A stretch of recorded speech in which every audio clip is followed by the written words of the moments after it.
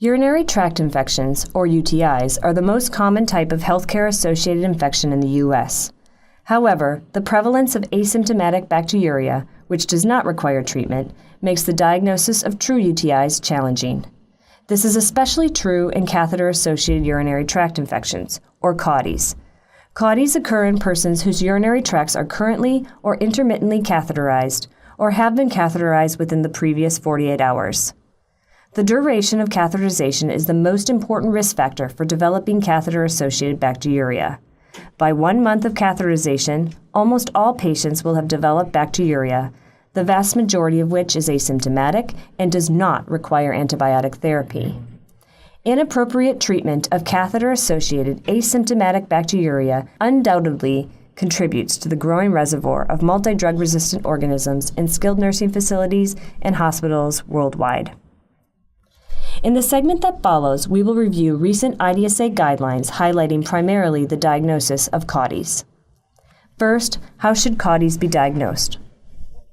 According to the current IDSA guidelines, a UTI is defined by fulfilling all 3 of the following criteria. Number 1, the presence of signs and symptoms compatible with an UTI. Number 2, no other identifiable source of these symptoms.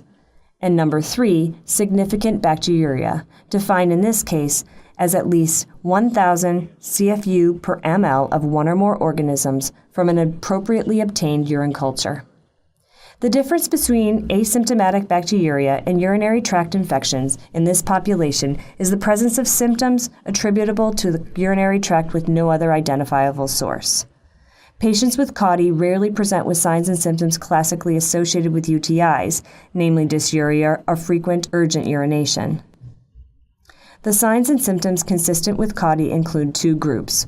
1, systemic symptoms, such as new onset or worsening fever, rigors, altered mental status, malaise, or lethargy with no other identifiable source. And 2, evidence of local infection of the urinary tract, including flank pain, CVA tenderness, acute hematuria, pelvic discomfort, dysuria, and in those whose catheter have been discontinued, urgent or frequent urination, dysuria, or suprapubic pain. In patients with spinal cord injury, increased spasticity, autonomic dysreflexia, or a sense of unease could also be considered UTI symptoms. Unfortunately, many of these symptoms are not sensitive or specific for bona fide UTIs. Thus, the diagnostic burden falls on the clinician, who must rule out other potential sources of the patient's presentation before concluding that his or her patient has a CAUTI. You may have already noticed that urinalysis results are not included in the UTI diagnostic criteria. This is because UA results can be misleading in many cases, especially in those with indwelling catheters. The IDSA guidelines make a few specific points regarding the interpretation of UAs in this setting. First, pyuria of any degree is not diagnostic of CAUTIs and cannot be used to distinguish between catheter-associated asymptomatic bacteriuria and a true CAUTI. Conversely, the absence of pyuria indicates that an alternative diagnosis for a patient's presentation should be strongly considered. Second, cloudy or foul-smelling urine should not be used to diagnose CAUTIs. Remember, we expect that almost all patients will develop catheter-associated bacteriuria within 1 month of catheterization.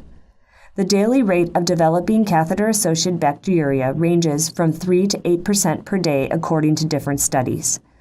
Also remember, the difference between asymptomatic bacteriuria and CAUTIs is the presence of symptoms without any other identifiable source. In order to confirm your suspicion of a CAUTI, you must obtain an appropriate specimen for culture. According to the IDSA guidelines, obtaining samples from the indwelling catheter in patients with short-term catheterization, being that of less than 2 weeks, is acceptable. These cultures can be obtained by sampling through the catheter port using aseptic technique or puncturing the catheter tubing with a needle or syringe. However, this is not the case for long-term indwelling catheters or those that have been present for greater than 2 weeks. If the patient with symptoms suggestive of CAUTI still needs an indwelling catheter, urine cultures should be sent from a newly placed catheter prior to starting empiric antibiotics. In patients in whom infection is suspected, who had a catheter removed within the last 48 hours, a midstream urine sample should be collected. Collecting appropriate urine samples will allow you, the clinician, to accurately interpret the culture results.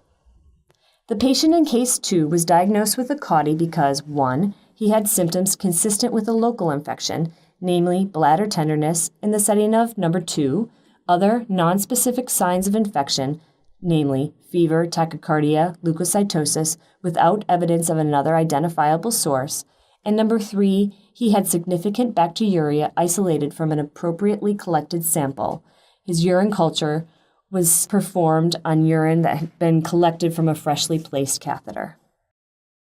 How long should CAUTIs be treated? There is little literature to guide decisions regarding duration of therapy in patients with CAUTIs.